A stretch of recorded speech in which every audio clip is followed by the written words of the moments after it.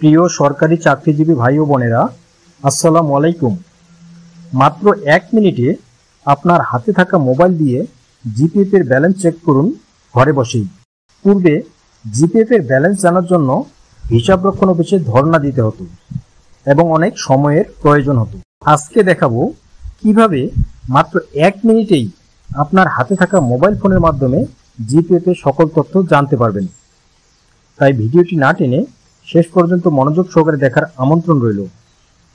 সেই সাথে আমার চ্যানেলে নতুন দর্শক হয়ে থাকলে চ্যানেলটি সাবস্ক্রাইব করে বেল আইকন ক্লিক করে রাখুন। চলুন শুরু করি।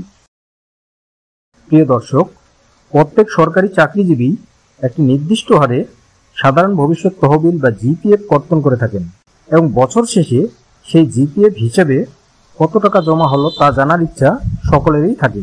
কিন্তু হিসাবরক্ষণ অফিসে বারবার ঘুরে অ্যাকাউন্ট স্লিপ বের করা বেশ সময় সাপেক্ষ ও ঝামেলার কাজ।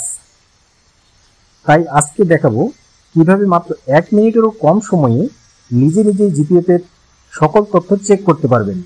অনলাইনে জিপিএফ এর ব্যালেন্স দুইভাবে চেক করা যায়, ডিডিও আইডি থেকে, আবার চিফ অ্যাকাউন্টস অ্যান্ড ফিনান্স অফিসারের কার্যালয়ের ওয়েবসাইট থেকে। আজকের এই ভিডিওর মাধ্যমে দুইটি নিয়মেই আপনাদেরকে দেখাবো।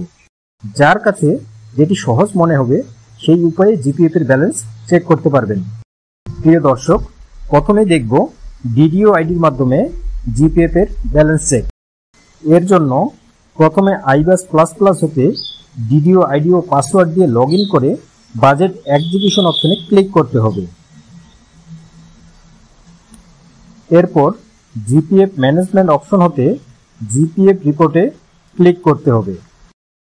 এরপরে প্রদর্শিত রিপোর্ট অপশনে ক্লিক করলে দুটি অপশন দেখা যাবে, জিপিএফ অ্যাকাউন্ট স্লিপ ও জিপিএফ সাবলেজার। যেটি প্রয়োজন সেটি সিলেক্ট করতে হবে।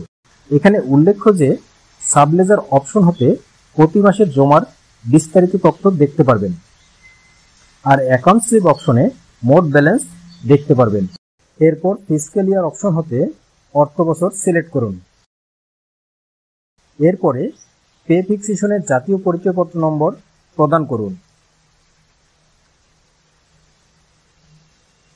এরপরে ল্যাঙ্গুয়েজ অপশনে আপনি যে ভাষায় তথ্যটি দেখতে চান সেটি সিলেক্ট করুন এবং সর্বশেষ রিপোর্ট ফরম্যাট অপশনে পিডিএফ সিলেক্ট করে রান রিপোর্ট অপশনে ক্লিক করলে পিডিএফ আকারে জিপিএফ এর তথ্য দেখতে পারবেন।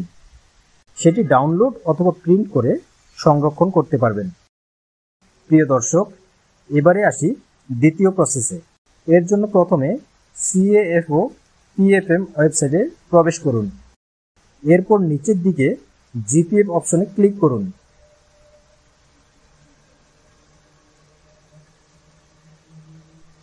এরপরে পে ফিক্সেশনের জাতীয় পরিচয়পত্র নম্বর ও মোবাইল নম্বর প্রদান করে সাবমিট করুন। এখন আপনার প্রদত্ত মোবাইল নম্বরে SMS এর মাধ্যমে একটি 6 সংখ্যার কোড আসবে। সেটি দিয়ে যাচাই করলে জিপিএফ অ্যাকাউন্ট স্লিপ ও জিপিএফ সাবলেজার দুটি অপশন দেখাবে। সেখান থেকে যেটি আপনার প্রয়োজন সেটি সিলেক্ট করতে হবে এবং অর্থ বছর সিলেক্ট করে গো অপশনে ক্লিক করলে আপনার জিপিএফ এর সকল তথ্য দেখাবে। সেটি ডাউনলোড অথবা প্রিন্ট করে সংরক্ষণ করতে পারবেন।